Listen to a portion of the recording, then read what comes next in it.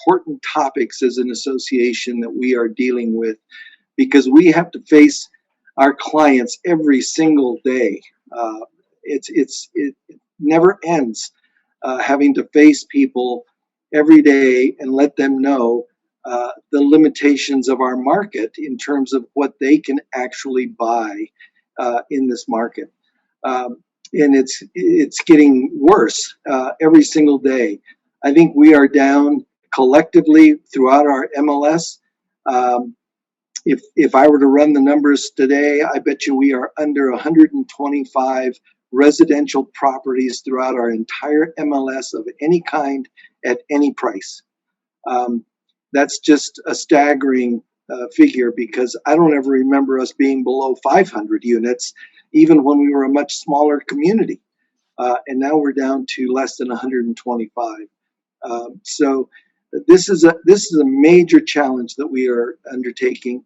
And so this conversation that we're having today is basically so our association kind of gets an idea of what we're doing, what we're trying to do, what we're trying to accomplish. And if anything at all, it's just making sure that this issue of affordable housing doesn't just get drowned out and ignored any further. We've been talking about this for well over 30 years that I've been involved in it. And as Walter was discussing with me just a few minutes ago, we haven't moved the needle at all. In fact, the needle has gone in the opposite direction. So we need to have some serious conversations about this issue, because it affects each and every one of us. It affects each and every one of our clients. So anyway, having said that, we have with us today Tad Moore from our board. We have Ms. Coral Evans, our former mayor, who now works on Senator Kelly's staff. We have Walter Crutchfield, who is one of the primary partners of Vintage Partners that is developing Timber Sky, amongst other things that he's done here in the Flagstaff area. And hopefully Regina Salas will be joining us shortly. And she's a city council person, and she can talk about what the city is working on right now. So having made those introductions, I'm going to start with Tad Moore, who's been working diligently trying to put together a partnership with the Arizona Community Foundation, and has done an excellent job with that. So Tad, go ahead and tell us all about the program and how we can all participate. Thanks, Rick, and thanks for letting me speak here. As Rick mentioned, we formed sort of a partnership with the Arizona Community Foundation of Flagstaff to create what's called the Northern Arizona Housing Fund. It's a really great way for realtors to make a direct impact on this issue that we're having with housing, from everything from homelessness all the way up to home ownership and everything in between. So essentially, the fund is a dedicated fund that we have specifically for housing needs, that's administered and run by the Arizona Community Foundation of Flag. The way that you can get involved, the way it was designed really, is it's incredibly easy for realtors to get involved, anybody involved in a transaction. So when you open up a transaction and you're either the listing agent, buyer's agent, escrow officer, buyer, seller, you can participate in this, and that you can designate a percentage or a donation of your commission to go directly to the housing fund through escrow. So there's nothing else you have to do. The idea here is if that we can get listing agent, buying agent, buyer and seller, escrow officer to just pitch in $25, something like that is all. Then you raise $125 per transaction that goes into this fund. Ultimately, what happens with this money is it's held in a fund that's managed free of charge by ACF. They're absorbing all the costs and managing the fund. And then we'll create a grants process where all of the local organizations that are involved in this, in housing needs, anything from Flag Shelter Services to Habitat for Humanity to Housing Solutions to Catholic Charities and everything in between, can apply for grants directly from this fund to help them with a very specific need. So it's a great way for us to aid in things without really taking on any extra steps, but we give that resource to all of these people that are doing all of this hard work at the ground level anyway, just giving them another avenue, another resource to help move the needle, as Rick said, on the housing issue here in Flagstaff. It's super easy to do. There's actually a form that we have that every title company has. You can ask them during your escrow. It's something you just fill out with your commission instructions and you send it off. You can donate a flat amount specifically to this fund, or if you have a specific organization related to housing that that you like, that you favor, that you want to direct the funds to, you can check that box too. So you can have your donation go specifically to Habitat or specifically to Housing Solutions, whatever is easiest for you. But it really just eliminates the sort of the guesswork. We're always getting asked, how do you help? How can I help? I don't know how. Well, this is a great way. It's a couple of boxes on a form that you sign, and then you've done the monetary part, and then let the folks with the boots on the ground really utilize it in the best possible way. Really quickly too, I'm actually giving a more in-depth presentation on a lunch and learn on this Friday on this, so I'll have some more interactive participation, some questions. I can answer anything that you have. There's a million places you can get the form. I also wanted to talk about where we've come so far. So we started this form, it was sort of finalized in March of last year, which we all know was right before some significant life changes happened around the country. So we had a very unique way of having to get the word out and present. We were able to do some Zoom meetings, some with different offices, with board of directors, so a really great impact on social media. But just doing through that, and some great partnerships with NAAR. NAAR helped fund the housing fund with a flat $5,000 donation right out of the gate, and then they matched the first $1,500 donated by realtors, which was fantastic. And they've just voted to donate another $2,500 this year. We've had huge donations from some great people. Prime Lending donated, pledged to donate $5,000 per year. Wallach and Volk donated. Chris Hollows at Wallach and Volk donated $1,000 just right out of the gate to help us get some seed money. And having said all that, and with things just sort of starting to take off, we've already eclipsed 70,000 that we've raised for this fund, which is phenomenal. And the coolest part about this is that if you donate through escrow, the escrow companies are really getting involved. Pioneer Title is matching up to the first $100,000 statewide. So if you donate 25 bucks through Pioneer, it just became 50. Clear Title is actually making a flat donation with every transaction. So any escrow that you open with Clear Title, they're donating 25 bucks, which, on the surface doesn't sound like a lot, but they're doing so many transactions. We all know how brisk the market is. And not only that, but all of the refinances that they're participating in. I mean, it's thousands upon thousands of dollars that Clear Title has donated as well. But the coolest stat that I wanted to share with you is I checked in with the folks that manage our fund. And of the realtors that are participating so far, the average donation per realtor is $150 per escrow. We're an incredibly generous bunch. We're an amazing bunch, and we just needed a vehicle to help, and this is the perfect vehicle. If you have any specific questions, again, I'm going to do a lunch and learn on Friday at 11:30, I think. So register for that, and I can answer all your questions, and yeah, anything that you need help with, I'm more than happy to help. Tad, I think there was a one question that Regina brought up, and that is, can we write that off? Can our clients write it off? How does that work? Yes. So specifically, the answer is you need to talk to your accountant, because it all just depends on how you file. In some instances, if you do a donation outside of escrow, you'll get you can just write it off like you would a normal donation. If it comes off prior to commission, then essentially it's being deducted before your taxable income first and foremost. So that's how it's reducing your tax burden. But again, it's very situationally specific. So it is a tax benefit. It just depends on how you file, and you need to just get those specifics from your accountant. Excellent. All right.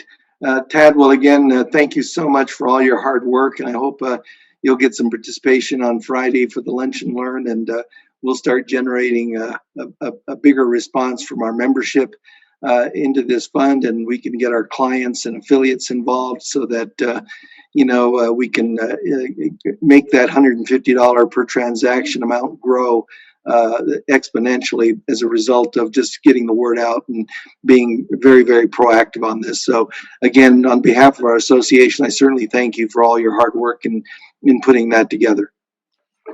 Thanks to everybody that's been donating so graciously. Okay, so next, Walter, I want you to talk a little bit about Sky Cottages. Although that's a rental development, I think the process and the partnerships that you've made with that, the next step is how do we transfer that kind of process to home ownership? And as you and I have talked a great deal about, is how do we bring more product to the market? Because we're not doing a very good job of that in any way, shape, and form at this point. So if you would kind of touch base on those two things, I would sure appreciate it. Absolutely. Rick, thank you for the opportunity to be here. It's great to be on with frontline participants. Our broker sales folks are the ones that see the problem and stand there with couples who miss out on house after house after house, or who fail to qualify because pricing goes up and up and up. And Rick, I'm grateful that you've been on the front lines of holding this up.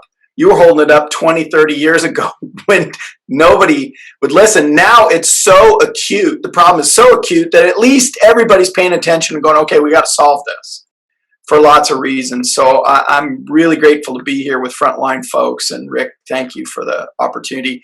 Tad, how exciting is that to hear that people see the problem and they're willing to do something about it? And that has been my experience in Flagstaff as well. I'm also excited to be on with former Mayor Coral Evans and Regina Salas, both who have been huge advocates for real affordable housing, both who've argued for projects that ultimately maybe have not happened or been successful, but still fought for those projects. So feel like I'm honored just to be in this crowd of folks.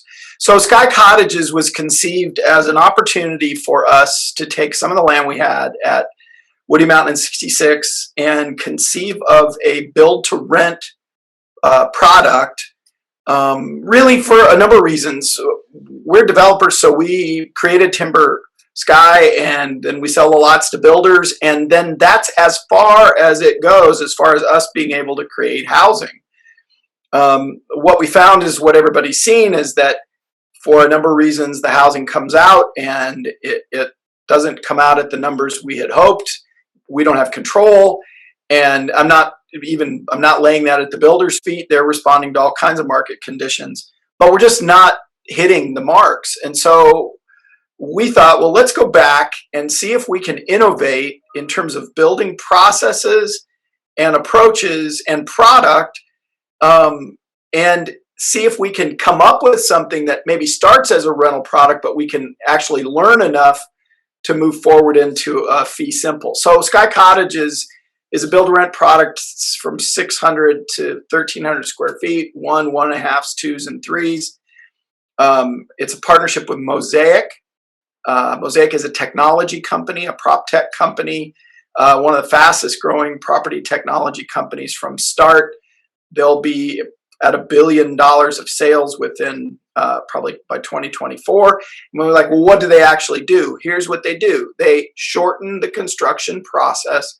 They increase throughput, which allows them to pay subcontractors faster with more accuracy and less waste, and speed the construction. It's basically applying software development principles to the construction process.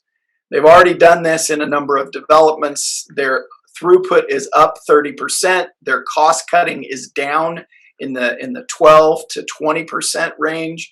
So we have huge excitement about what these guys can do. And you're like, well, wait a minute, it's still a rental product. Yes, because we think if we can develop this through maybe 200, 400, 600 rental units in the Sky Cottage format, not just with us, but with other builders in Flagstaff, we think we can keep innovating, and then we think ultimately we'll have a product for our high density areas of Timber Sky that will allow us to hit some of the original target prices that we were shooting for.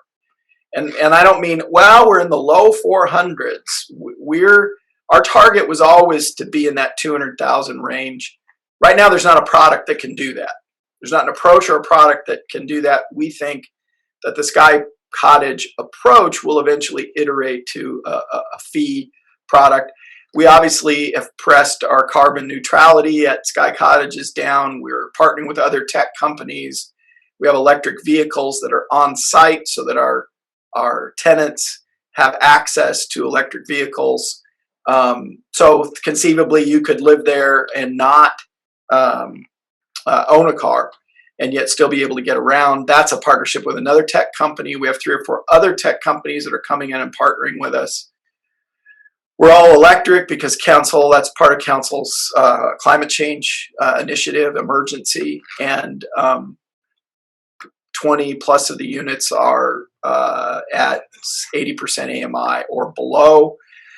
But again, I'm going to say this about this affordable thing. We're the first ones to ever address that in a substantive way. We did 100 community land trust units at Timber Sky. Subsequently, builders have gone to a deed restriction. I want to talk about this, Rick, maybe later in the conversation. Community land trusts and deed restrictions are failing. It's not working. And even though we were trying to keep housing permanent, we essentially end up taking equity from people who qualify for the program, which those are the people that need the equity the most, and we're taking away from them. And I think that's not just. I don't think we thought of that when we came forward with it. And now the new deed restriction process, people are finding that banks won't fund, and we're finding it's difficult to get banks to fund either side of that. So we're still failing. And to that end, I want to raise my hand and say, hey, we took a shot at it. I don't think we solved it. We have ideas of how we could solve it in the future. And these are exactly the people I want to talk to about what we think those solutions could be.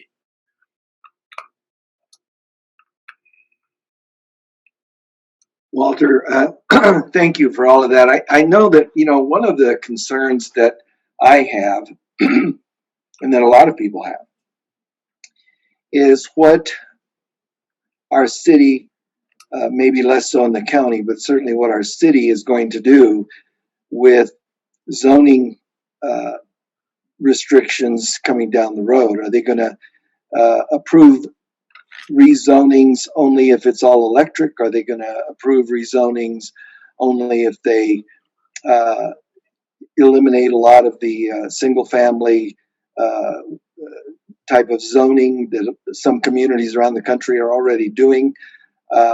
What kinds of zoning restrictions are going to be coming forward that are going to make it more challenging down the road? This idea of restricting natural gas and eliminating it from the process. I'm not sure how many of our membership like that idea or think that's a good idea, but it's an idea that's probably coming. And you've already alluded to it with Sky Cottages, and that was one of the things that you had to do in order to get that development approved through the city. Are the units all going to have solar panels to make electricity cheaper, or are they not going to have solar panels and they're going to have to pay whatever their electric bills are, which is probably higher than natural gas? What's going on with that? That's a great question. When I say we're all electric, we were responding to the council's climate change emergency. I have very strong feelings about our utilities and our responsibilities. I think when I hear people boast about how I'm all solar and I have batteries and I'm off the grid, I'm like, great, you just made it more expensive for poor people. And those are the kind of things we don't think. It's all these unintended consequences. I do something that's great for me and it's not great for everyone else. So on one hand, we're responding to the climate change emergency. On the other hand, natural gas is in abundance. It tends, especially for heating, it tends to be the least expensive. When we take people out of the usage of it, costs tend to go up, which means people that are in situations where they use gas to heat their home, they end up spending more. And again, did we really solve a problem? While we're trying to solve this problem, did we create another problem? Sometimes, Rick, it's outside my purview. I just respond to the rules. And so we were asked to do a particular thing. We did it. But I'm always concerned. Yes, we do have solar panels, but we don't think solar is a great solution unless you have a battery solution. So we're bringing on, Tesla is obviously one of the large battery providers, but there's a European company called Sonnen, and we're bringing in some of that in a number of units to test. But what we're primarily doing with battery units is working out opportunities to buy from utilities power from midnight to 3 a.m. because you can buy that power for a lot less. Otherwise, it just goes into the ground. It's not used. When power is expensive is when it's under demand. So what could be a 4-cent kilowatt hour purchase at 1 in the morning, 2 in the morning, is a 45-cent at 10 a.m. So the real way to keep the grids functioning and to provide less cost to your users is really the use of batteries and using the grid. If you stop using the grid, the poor don't have choices. They have the least amount of choices, and they pay the most for the necessities of life. So when we work about getting off the grid, all that does is make the grid more expensive. And you're seeing utilities push back. The gas companies now are going, hey, wait a minute, don't forget about us. And at the same time, utility companies are saying, don't go off the grid, work with us. Again, what happens is we demonize utility companies. So we say they're the bad guys and we're the good guys. Listen, in this game, nobody's the good guy. We're all struggling. We're all trying to solve. The developer's not the bad guy. The city's not the bad guy. We're all struggling. And the only way we can solve it is to bring it together. And Mayor Evans consistently worked with the development community and city staff to say, hey, y'all, sit in a room, figure it out. It wasn't developers are all bad, cities all, it's a lot more complicated. Utilities aren't all bad. How do we work together? And how do we always think about everyone? You know, my family and our world is really built around how do we care for the poor. I feel like we've been given a platform to do that. So when I think about development, I think about what are the ramifications to the person who doesn't have, person who's not on this call today, who's struggling to pay their gas bill every week, who's struggling to keep food on the table, who's struggling to do that. Well, but they're not one of your buyers. They're not one of your investors. You're right. But they are my responsibility because I, in a small way, build community. So I get the short answer to that, Rick, is it's complicated. We're trying to respond to the climate change emergency statement. And on the other hand, I hope we don't forget that every time we begin to move things around, there are unintended consequences. And I think it's incumbent on all of us to think about the unintended consequences.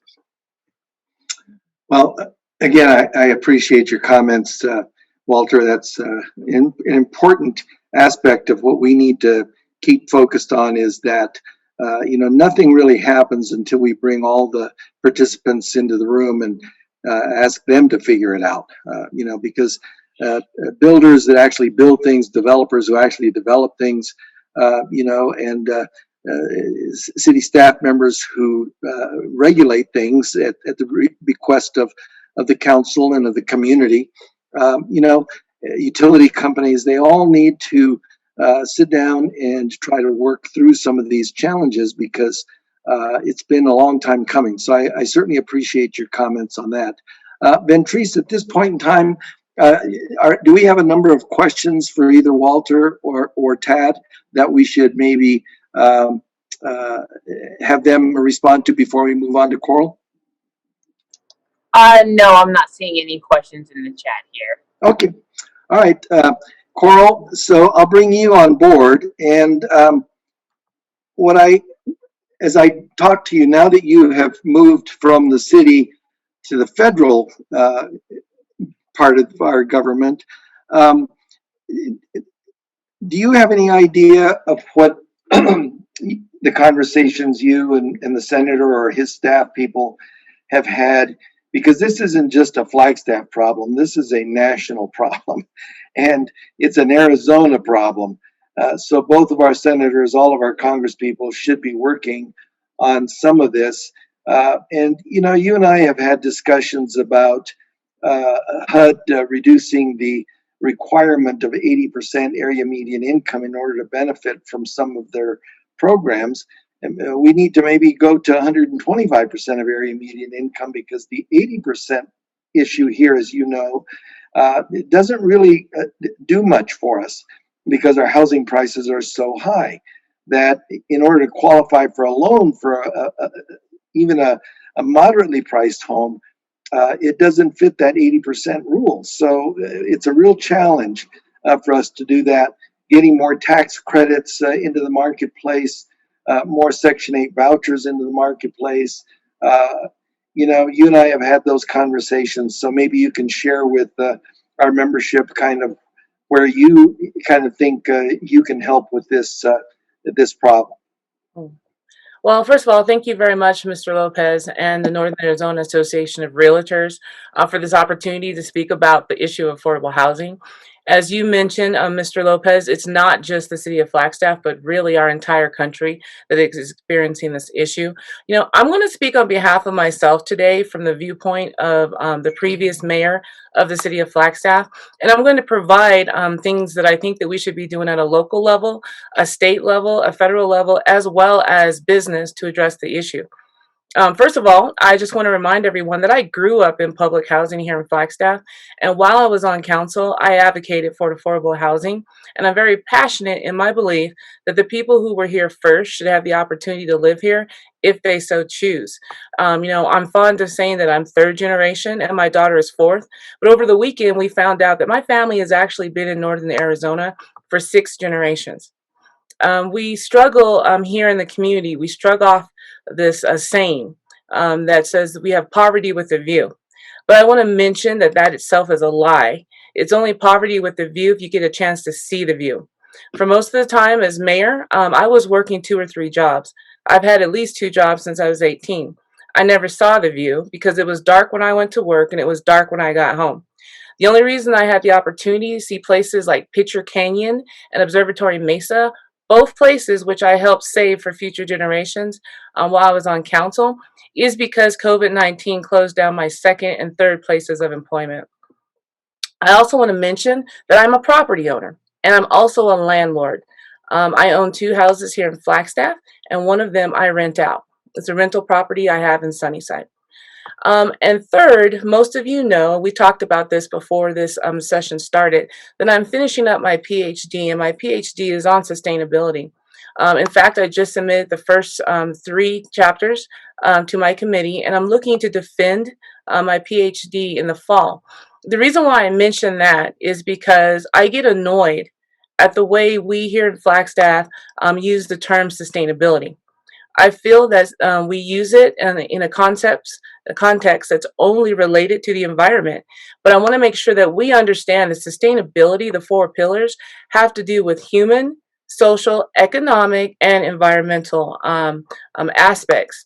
Here in Flagstaff, we have done an amazing job at indicating our support for the preservation of our natural environment.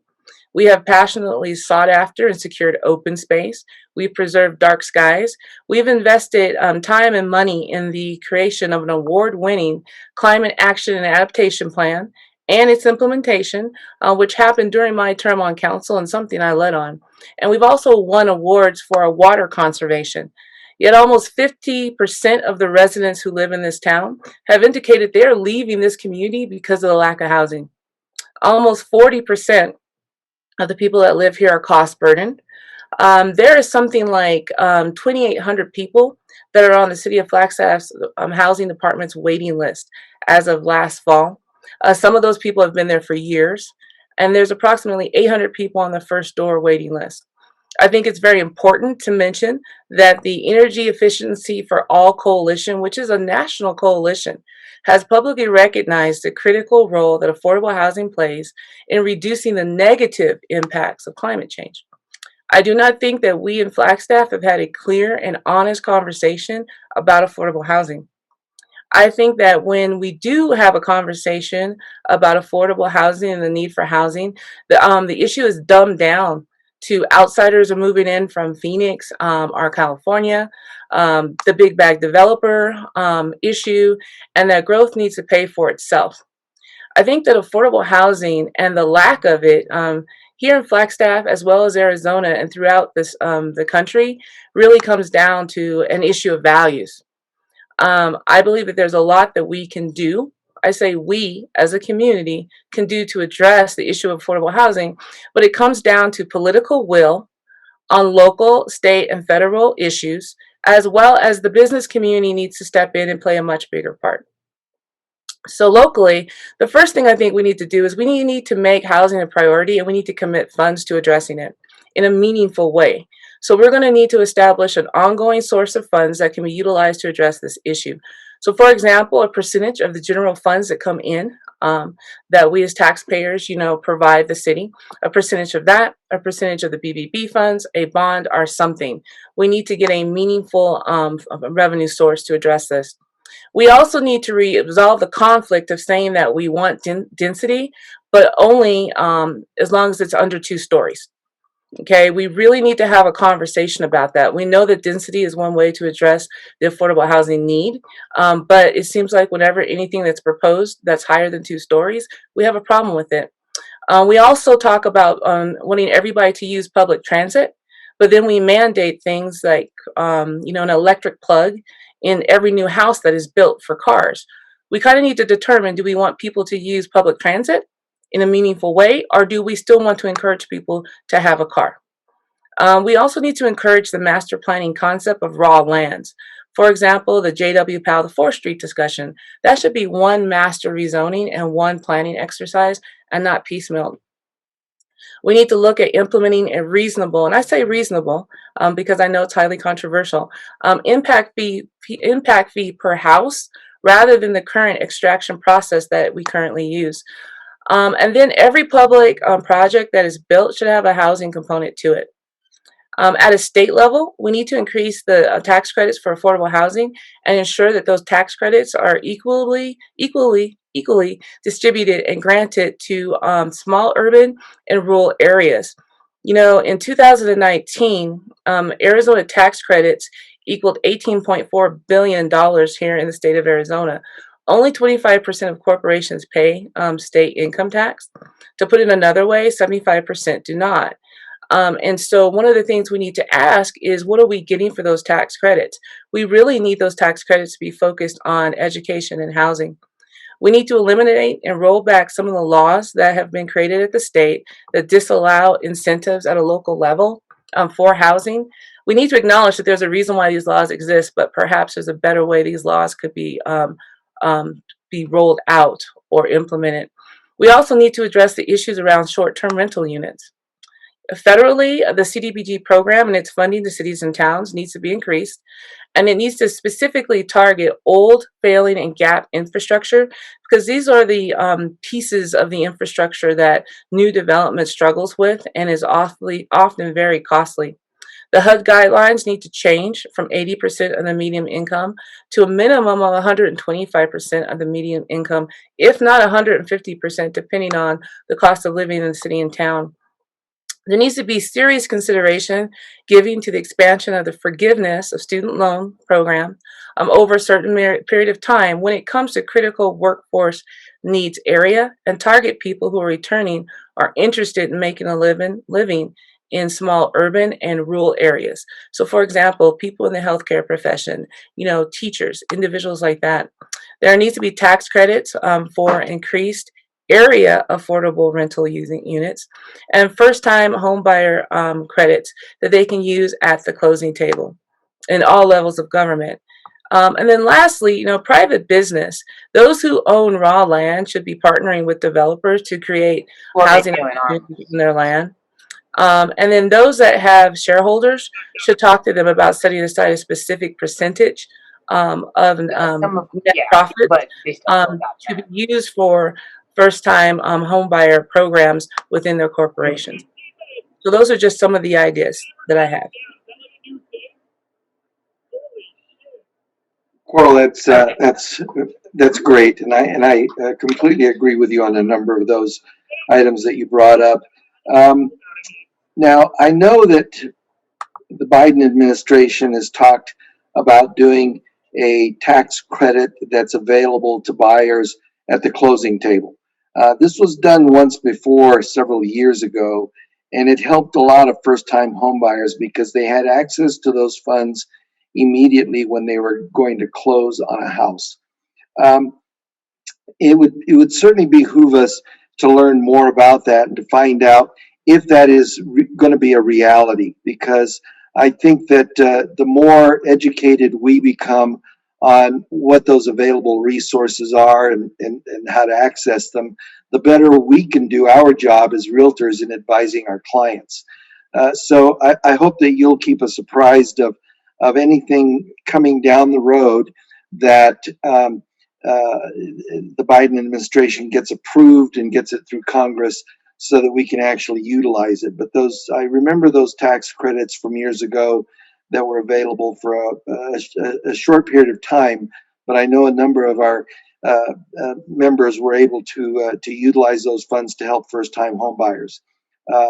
So anyway, I appreciate you coming today and participating again in this conversation. So if you'll just hang on, and I'll let Regina go next, and we'll find out what she's doing at the city. And so Regina, I know the city is involved in a number of ways right now. I'm actually participating in a couple of working groups through the Housing Commission, the Zoning and Land Use Working Group, and also the Policy Working Group. In fact, I have a meeting this afternoon at 1 o'clock with the Zoning and Land Use Policy Group. But I think the question that came up earlier, particularly with Walter, is how do we get more inventory? How do you get more inventory available in new construction, whether it's townhouses or condos or single family detached? The problem that we have right now is we don't have enough inventory coming online fast enough to make any kind of a difference with our accelerating housing prices. So what is the city going to do to help facilitate that issue? Well, first of all, thank you so much for having me this morning and be involved in this engaging discussion. The reason why I was late earlier was I was on a lobbying phone call with Representative Barton. It's our city's state lobbying trip, which is now a Zoom meeting. So at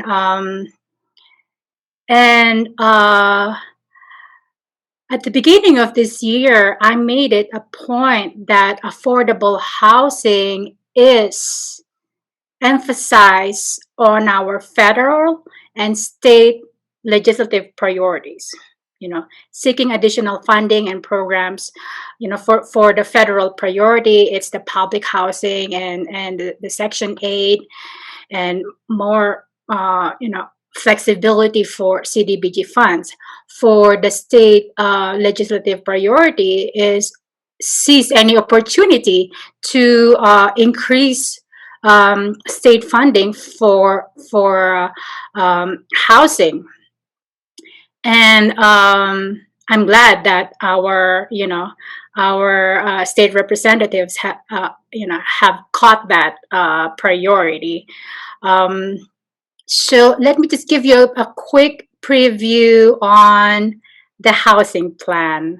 Well, thanks to the stellar leadership of my favorite mayor, Carl Evans, on December 1st, the city council declared a housing emergency,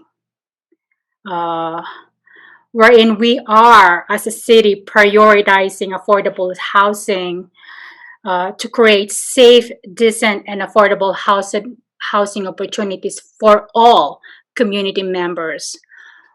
What that means is, and Mr. Lopez has been actively involved, and thank you for your involvement on this effort. It's within 9 months, the city will come up with a comprehensive housing plan.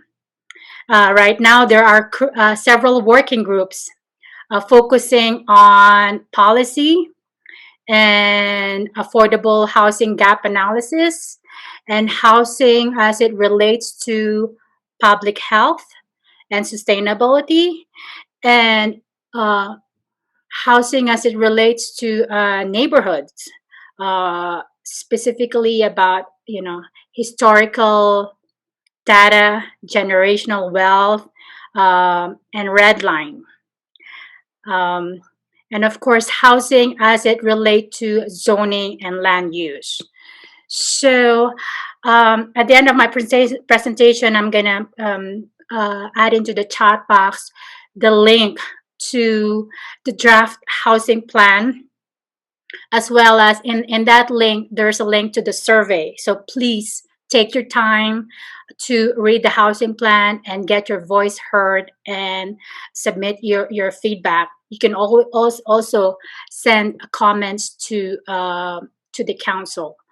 So right now, there's the process is identifying needs and solutions, and coming up with goals, and conducting research and create policies, which is up to April. And then from May to June will be a community outreach and partnership, including external stakeholders. And by September, this housing plan will be presented to council and continue with public engagement and public hearings. So just briefly mention, some of the goals that we have identified in permanent affordability program goals is to provide opportunities for Flagstaff residents to secure housing that is decent, safe, and affordable. Preserve quality and affordable workforce housing for future residents, for current and future residents of the community. And of course, to preserve and encourage economic diversity in our city. And some of the permanent affordability tools that were identified is the affordability deed restriction, community land trusts. I understand Mr. Crutchfield has mentioned earlier that the community land trusts are failing, but where can we come in to initiate policy changes at the state and federal level to make the community land trusts work for the community, as well as work for developers. Also, I just want to bring up the and again, I look up to Mayor Evans on her stellar leadership, because she has trained me well. She has been a great mentor, and I have attended the National League of Cities conference a couple of weeks ago. And I'm glad I had the opportunity to ask our Senator Sinema. I was one of two questions that were able to ask her directly at the meeting hosted by the AZ League of Cities in town. And I asked Senator Sinema, there has been a continuing decline of funding, federal funding, with respect to public housing. And of course, she called my name out, Regina, please, communicate to my staff directly with your housing plan and your housing needs in Flagstaff. And she also happened to be on the finance committee at the Senate, which also banking committee, which is also the housing committee. And Senator Sinema mentioned that she will work with our city directly to address some federal funding and policy issue to move forward with our housing plan. Some of the key takeaways that I learned from the National League of Cities conference, which I related to council, is housing should also be an infrastructure and transportation priority. And there has to be a continued and increasing interdepartmental collaboration between HUD and transportation and transit. And the federal housing agenda includes addressing homelessness and eviction crisis and promote housing for all income and household types, including but not limited to, apartments and tiny homes, multifamily, and single detached housing units, and of course, cut red tape. One of the key strategies that was mentioned is to focus on locally developed housing strategies, which the city of Flagstaff is currently doing. And mentioned, the housing strategies should emanate from the local and municipal governments, because we know what's going on within our cities. And of course, there's a mention of like the state preemptions on some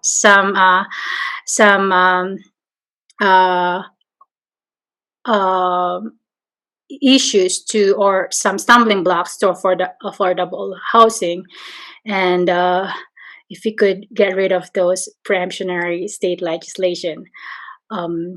As well as look into future proposed legislation that are being developed in Congress that relate to land trust and zero equity cooperatives. So those are my key takeaways from our efforts in lobbying the federal government for increased and continued support for attainable housing. As we always say, funding, and support. But of course, enabling enabling legislation that will speed up the process of funding, and also, excuse me, relaxing the rules on CDBG, and also increasing the coverage of Section 8. So those are our efforts with respect to local housing plan development, as well as lobbying the state and federal support for funding and support of our housing attainability in Flagstaff. Thank you. Okay, Regina, thank you for all of that. That was a lot of information. One thing I would just simply ask, I know that, over the years, we've developed all kinds of plans on all kinds of things.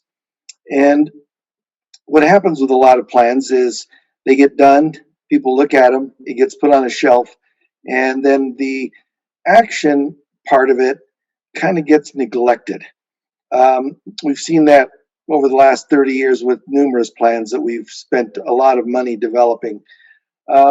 But one of the things that I know as a member of a couple of these housing working groups that I'm talking about, and I've been talking about this for a very, very long time, is that we can't just simply fall into a process where we're trying to figure out how to throw more money at this problem.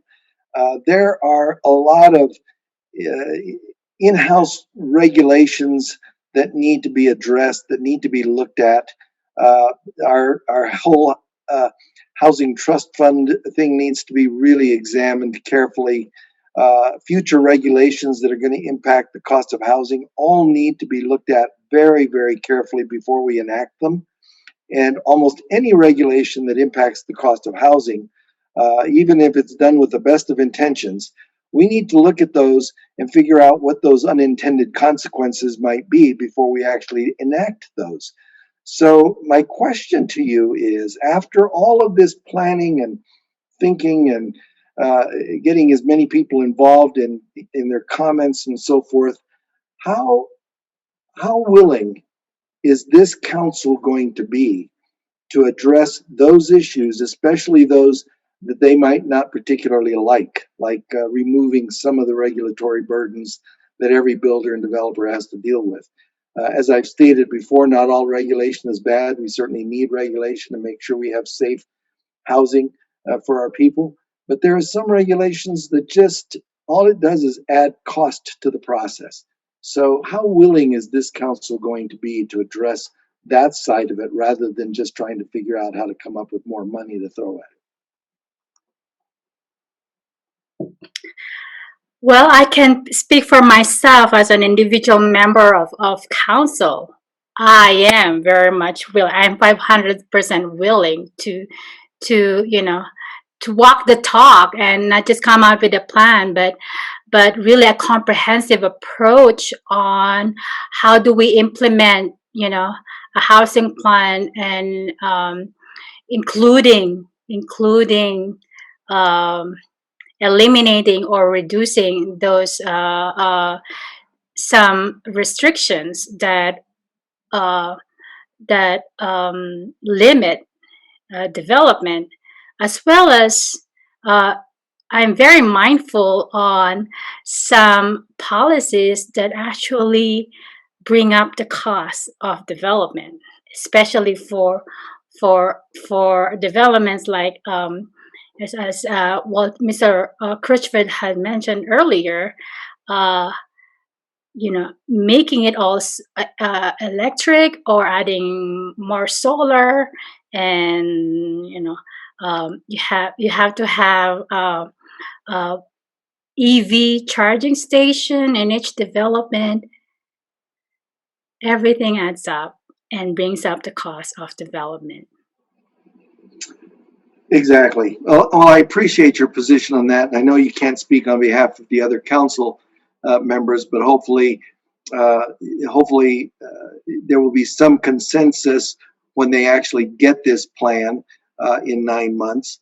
And again, I can only encourage all of our membership to get that link and go onto the plan and submit your comments, because it's only with the comments of our citizenry that the council will be motivated to go in any one direction. So if we stay quiet on the sidelines, then all we're going to be able to do is grumble with the end result. And I don't think that's what we want to do. I think we want to be participatory. So I hope that our membership will engage with the council in that regard.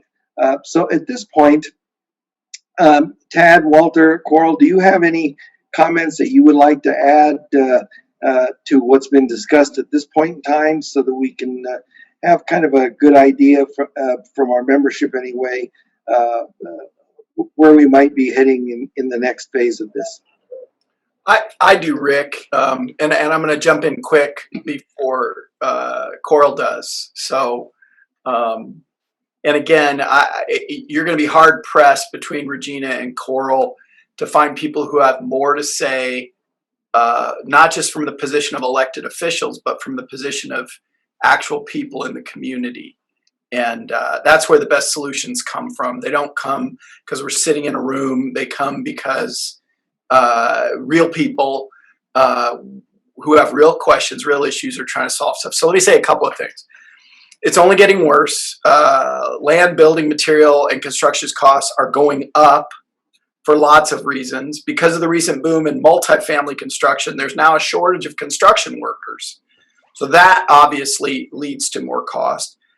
Zoning restrictions, building requirements, permitting roadblocks, development fees, approval timelines, all those things drive up costs, and those could all be addressed. Then you deal with homeowners who on one hand say, oh, we care so much, we care about affordable housing, we care about the poor. Just don't build it here, don't build it high, not this, not that. And you don't get to do that. At some point you have to say, the solution, this need is so big, I'm willing to sacrifice. Not just you sacrifice. We are so good at telling everybody else, hey, developer, you need to do this and this and this and this. When you come to Flagstaff as a developer, you make a choice to say, we're going to make less because it's much more expensive to develop and it takes a lot more time. And so we made those decisions a long time ago, and we're there. but trust me, everywhere else we work in the state is easier, it goes faster, it's less expensive, and it isn't antagonistic. People ask us to come and develop, but that's okay. I'm willing to work through those things. But so having said that, those are all the difficulties. And here's why community land trusts don't work the way they're intended. They worked over the last 15 years when the government owned the land and the government developed something and the government sold it because there was an artificial price constraint. The community land trust at Timber Sky was the largest land trust ever put forward by a private developer. But what we're finding is that what we're saying to buyers is this. Okay, you're going to buy and your house is going to be 30% less than the other houses. Maybe more or less, but in that range. But in order to qualify for this program, you don't get the equity.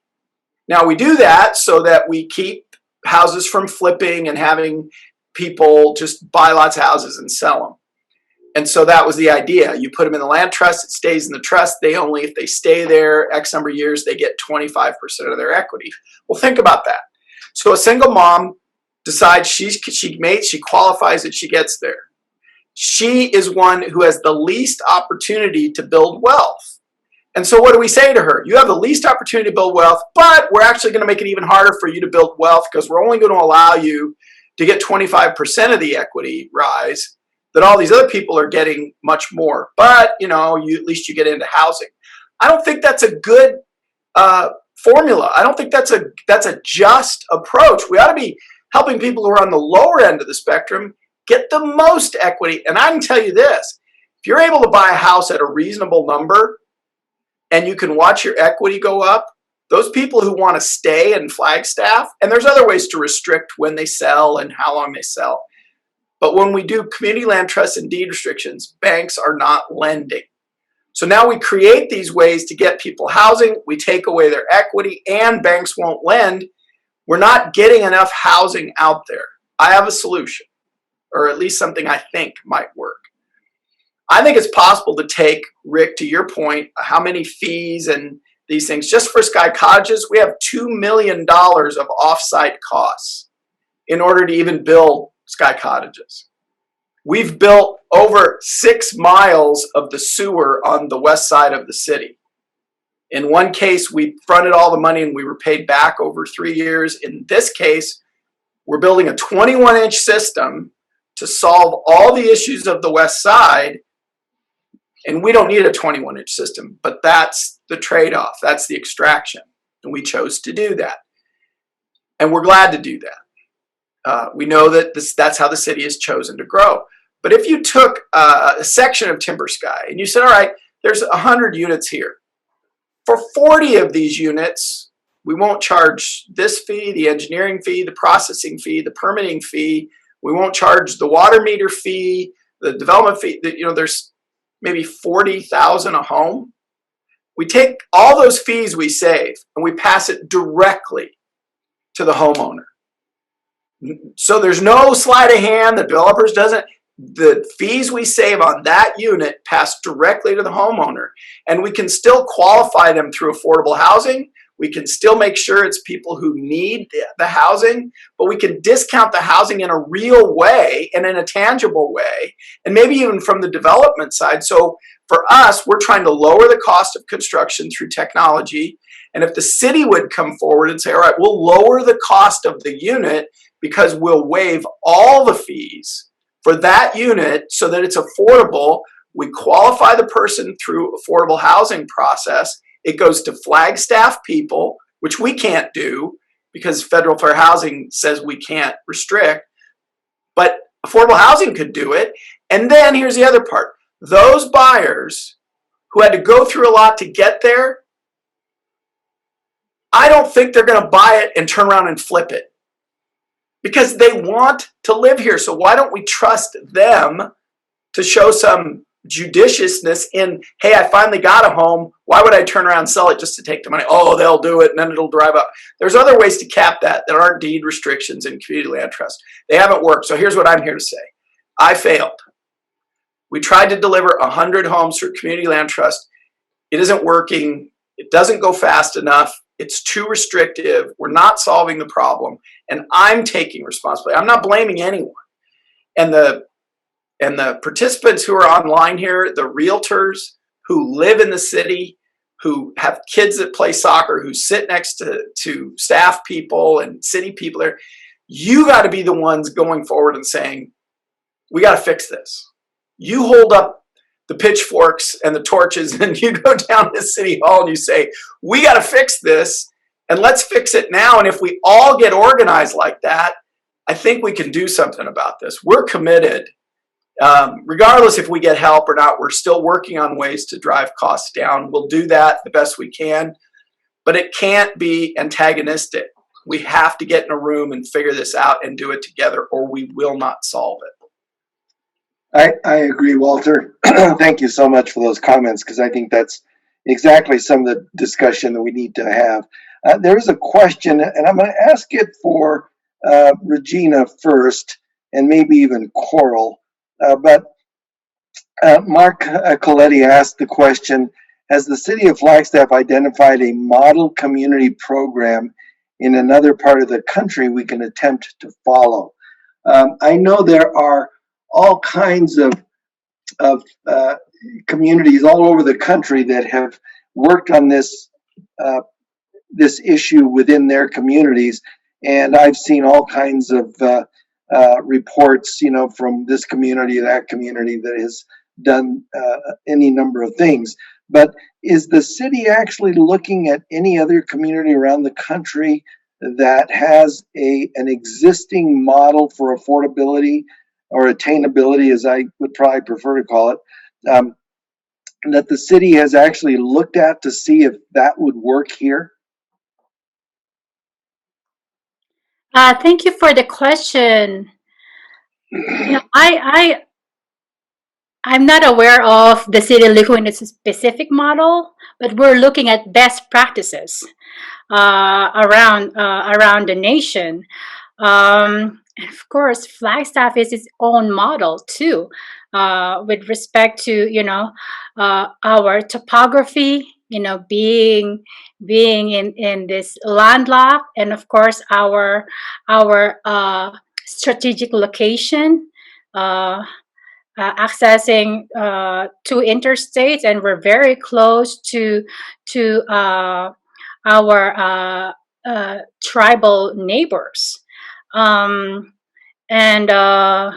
If you have any specific community that or plan that you know of, please send it to council and to our housing commission and our housing plan stakeholders group. So we are in the process of still evolving, coming up with our own plan. I have a follow-up to that as well. Thank you, Councilmember Salas. I also want to mention something that I think we forget. So Flagstaff, Arizona is in the state of Arizona.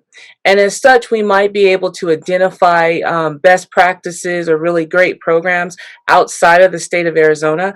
But we need to work within the construct of the laws that are here within the state that govern us.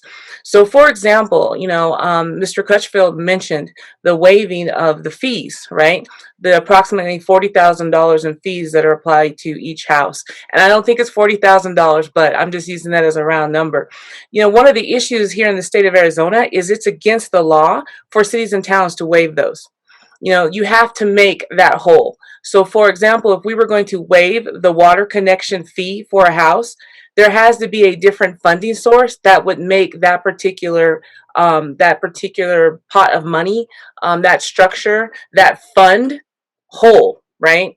So that's what when I mentioned there needs to be a dedicated resource. The old infrastructure and the failing infrastructure, if there was funding there that we could use to address those types of things, then when a developer were to come in, it wouldn't necessarily be, hey, we're going to extract from the developer you fixing this segment of road. So I think that's very important. We often talk about, hey, what are other best practices and what are people doing in other parts of the country? We need to make sure that we're mindful that some of those things are not allowed here in the state of Arizona because of how the state laws work. And I do want to say that on that, there are workarounds. It's that when you have the fees and the extractions, you lose the opportunity to try to figure out, well, how can we attribute it to a particular unit so that we can pass those savings on to the actual buyer. I agree with that. I agree that there's the two, and that we need to directly address that. I also just want to say it strongly comes down to political will, right? And it comes down to who is in office, and the majority having the will to move some of these projects forward. I stated at the beginning when I made my comments that, we here in Flagstaff, and I'll speak specifically for Flagstaff and maybe not Northern Arizona, is that we are very conflicted. We talk about wanting to make sure we have higher density, but we fight anything that's over 2 stories. We talk about the need to make sure that everybody is on public transit, yet we turn around and we implement a new code that says every house has to have an electric plug-in for a car. There's this issue there. We talk about valuing diversity and inclusion, but then we want to make sure that public housing or affordable housing only goes into certain neighborhoods.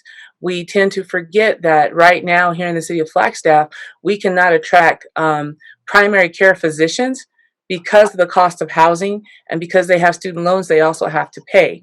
The issue of affordable housing is not just to one population of individuals or one income level. If you are paying more than 30% of your basic income toward housing, you are in need of affordable housing. And so I think that that's very important, that we as a community have those frank conversations about how we feel about the word affordable housing, and how we feel about who gets to live here.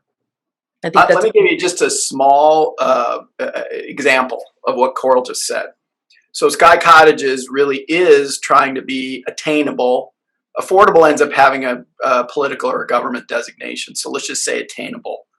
That we have a low end price point that people can hit to get into housing. So as we were doing it, we had an area, one particular area of the city that said, we want an auto connection from your development so that it goes to the corner. And I said, why is it that when we build Forest Highlands or Pine Canyon, there's a gate, there's waterfalls, that as long as it's for the wealthy, it's beautiful. But here it's affordable. So now we're going to route auto traffic because we have a planning idea that they should all be connected and we're going to move cars along, instead of just, no, somebody's going to be living there. Why do we want auto traffic going through it? And it ended up being a long conversation where the code was connectability, and we were arguing it wasn't costing us more money. It was an issue of, we didn't think that was a quality life for people that are renters. And to Coral's point, we don't apply the principles equally. We just don't. And we need to, because we can't talk about diversity and inclusion and all these things unless we're willing to apply it equally across the board. I'm glad you brought that topic up, because that is something that I have been talking to Coral about recently, is that, as we start having these conversations about social justice and so forth, a lot of our policies over the last 30 to 40, 50 years, including our policies regarding economic development, are, socially unjust.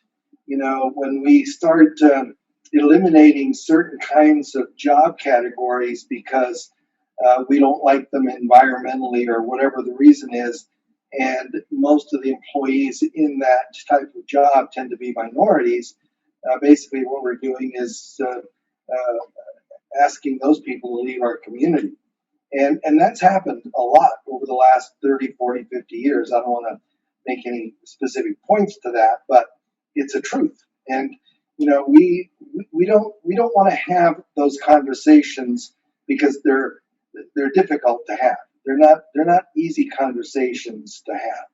But if we don't solve this housing problem, we cannot solve the affordable or the economic development problem. I wonder sometimes, this new company that's coming to Flagstaff, I had an agent make this comment to me, is they're going to relocate some of those people, maybe some upper management people, to get that deal started. Where are those people going to live? There is, I don't know that there's any housing available for them to buy. And so they may be relegated to renting for a while.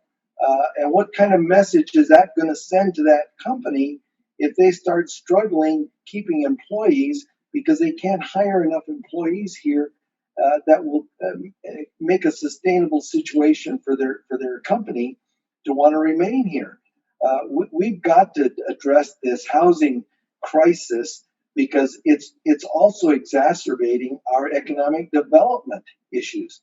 So unless we want to remain being a tourist designation town with a bunch of tourism related jobs, and those people renting very low income housing, I don't know that that's the community that we want to build over the next 10, 15, 20, 30 years.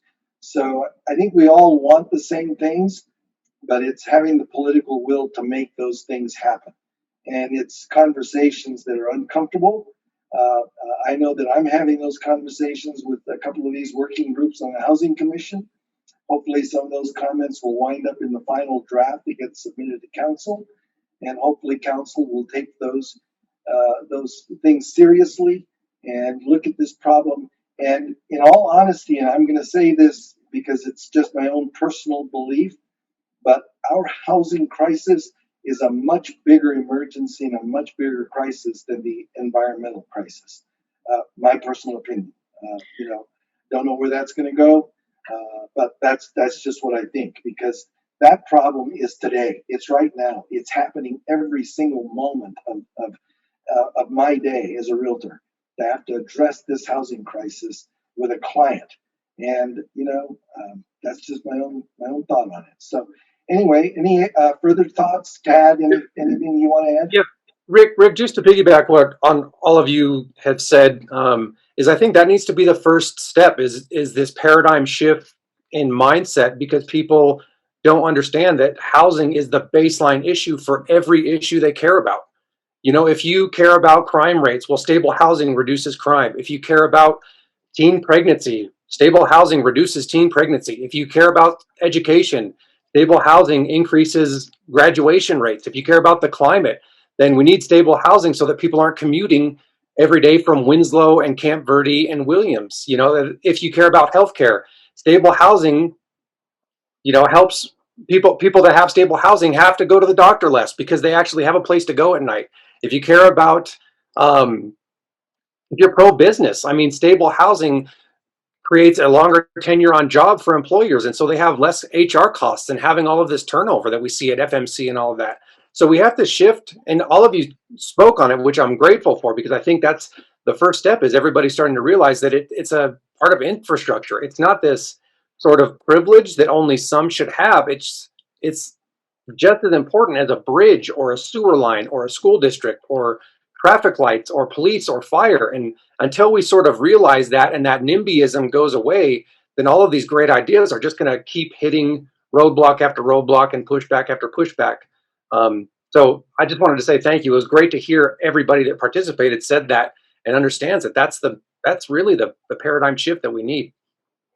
Dad, you're absolutely right, and I can't agree with you more. And I'm grateful that we are at least, and I've been doing this for such a long time.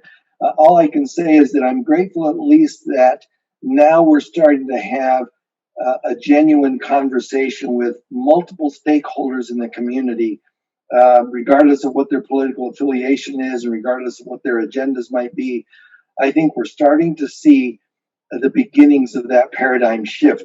And as long as we continue to make this conversation front and center so that it doesn't go away, because you are absolutely right. It doesn't matter what the issue is in our community.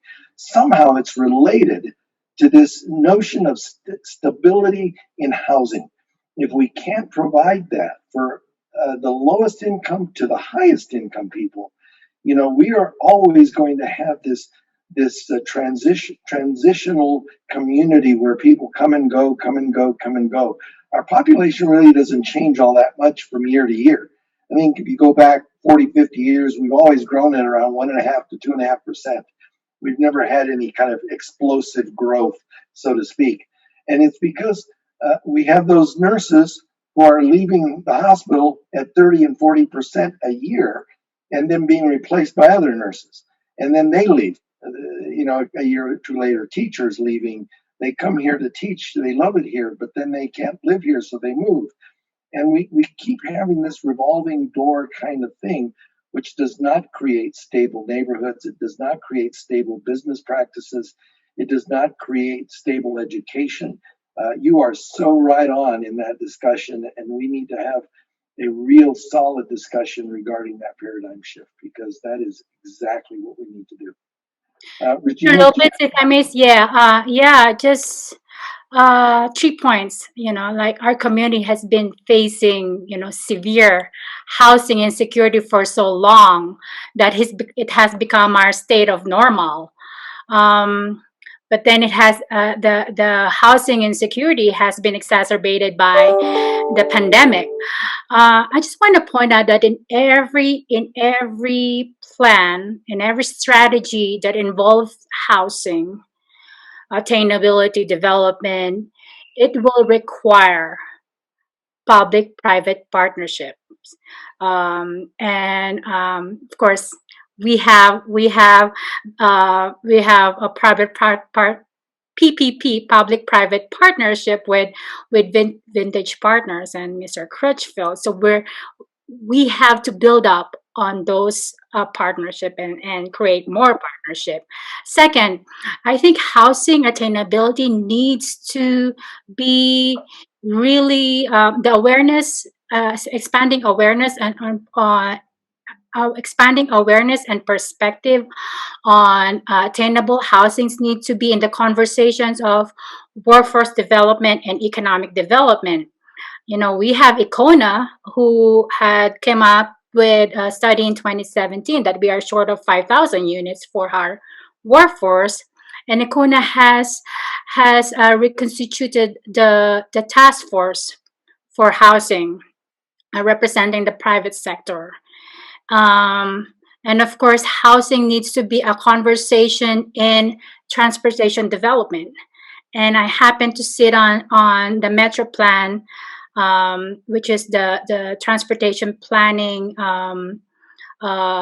organization involving the city, the county, ADOT, NAU, and NATA. And with that role, I represent MetroPlan on the Rural Transportation Advocacy Board. So housing is a transportation issue. Housing is a public health issue. Housing is a workforce and economic development issue. absolutely. Walter, did you want to add any comments? Well, I really want to say that Tad's comments, everybody's comments are outstanding, but Tad's comments are spot on. And there's a part of this where when we talk about NIMBYism, it's the NIMBYs that fill the room. Now under Zoom, we don't have council meetings where everybody shows up, but the NIMBYs show up. And business owners and realtors and others don't show up. And they sort of shame us all. I mean, obviously they come after me because I'm a developer. So it's just like I walk into a room, fire away. But our whole lifestyle, our whole approach to development, everything isn't what they think it is. If they'll take time to find out, as Mayor Evans has, we bring real change wherever we work. And we want to listen and we want to be a team player. No, you don't go into a public-private partnership, move ADOT to a movie theater, the greenest building that's ever been built because we preserve it, unless you have a heart to make a difference in the world. That's not just about us. But here's the thing I would say. You got to take back the platform from the NIMBYism that dominates every conversation. Coral was pretty much by herself when she was fighting to get affordable housing built in parcels that the city owns and we're ready to go forward. And she was trying to advocate for it. And she was getting hammered because she was against the sunflowers. folks, if we're not going to be for the people, which means we are going to be against sunflowers at some points, then we're not going to solve the problems. And it's not someone else's problem anymore. It's not, well, if you're too poor to live here, I guess you got to leave. We don't change this. Young families will be gone. Our culture there will age. It will become a retirement community, and everything we don't want, a second home for Phoenix people, that's what it'll become if we don't fight for this. So when there's a zoning case, get to the neighborhood meetings. When there's a zoning case, get to the council meetings. Make your voice heard. Step up, and we can take charge of this, but you're going to have to take background from the people who have claimed it, who in many cases, not in all, but in many cases, they're not advocating. When they fought for certain things, they weren't some of the people that fought for $15 minimum wage, here, you want to make real trouble, Walter? Yeah, sure. Some of the people that fought for minimum wage, they did it because they knew it would slow down business growth. And they want the flags, they want their cabin in the woods. Well, okay, but don't advocate like you really care about stuff. You have people on this call who really care about stuff. Listen to them, follow them, and we can turn this around. But you got to step up, and you got to start to speak out on some of these things. Otherwise, other people control the agendas. Walter, I couldn't agree with you more. I think a lot of groups have been on the sidelines for far too long, and need to step. I know that years and years ago, when I was first on the council, the home builders were a powerful group, the chamber was a powerful group, the realtors were a powerful group, and over a period of time, you don't even hear from the home builders anymore. I don't even know if they have an association anymore, because I never hear them say anything about anything. Well, everybody needs to hear this, that the largest landowners had a meeting and talked about how hard it is to rezone a property, because all of our property starts out as R1. Right. And how hard it is. So we're just going to deliver R1. And I'm telling you, there is a real feeling among the 3 largest landowners. We're just going to develop 1 acre lots because it's too hard, too expensive. It's a fight. You have to hire an attorney. It's a battle to get density. And so you just give up and go, fine, we'll build 1 acre lots. And guess what? There's a long line of folks from outside this area that'll pay a lot of money to buy 1 acre lots. And when you finally have fought for long enough, like guys like Brian Roten and others who fought for years, you just get tired and go, all right, we'll build 1 acre lots. Yep, I want to get there. Yeah, I had that situation with a good friend of mine who was a developer, Jimmy Jameson, years ago with Linwood. And that's exactly what he wound up doing, because the process through the city council was so difficult, so hard, that finally I remember taking him out in the hallway and saying, Jimmy, just develop it as 1 acre lots, because that's what it's zoned for, because you are never going to get this rezoned the way you want. It just isn't going to happen. And he had to realize that, so he built Linwood. And what do we have in there? $1 million homes on 1 acre lots. That's what we've got, instead of moderate priced housing that we could have had. So anyway, I hear you on that. Coral, any final thoughts from you? I just want to say that Flagstaff has been talking about affordable housing since 1925. When I did the research and went back through the archives, it started out as an issue in 1925. We are in 1925. We're in 2021 and we're still having the conversation. At some point, we need to do action. We have plans, we have studies. I think we have a list of what we know needs to happen. Again, it just comes down to political will and having to will to do what it is that we know we need to do. That's right. Coral, again, you and I have had that conversation numerous times about how long this conversation has been going on. And one of the things that I've been saying recently to a lot of people, anybody who listen, is an old phrase that just simply says actions speak louder than words. We've kicked this can down the road to where now it's no longer just an obstacle in our community. It is an absolute crisis. And if we don't address it now, we never will. And it is getting further and further away from us the more time that goes by without us acting. So I'm glad you brought that up. And with that, I think we're at the end of our time frame. Again, I want to thank all of you, Tad, Walter, Coral, and Regina. Thank you so much for agreeing to do this in front of our association. I hope that those in our association that have logged on to listen, I hope they got something out of this. But if you got nothing else out of this, it's please participate. Let people know what you think, and particularly let the council know what you think. Log on to that link for the housing plan and submit your comments to that. Because without those comments, without our membership actually standing up and taking a position and saying, this is what we think, what's going to happen at the city, I don't want to wake up a year from now, 2 years from now going, well, it is what it is. That's gotten old. And we either need to do something or we need to literally stop talking about it. It's that simple. I've been talking about it for long enough, and I'm almost at that point where I'm done talking about it. It's time to either get it done or move on to something else. Okay? I appreciate it. Again, thank you all for joining us. And Ventrice, unless you have something else, I'll just close it by saying thank you so much to all of you.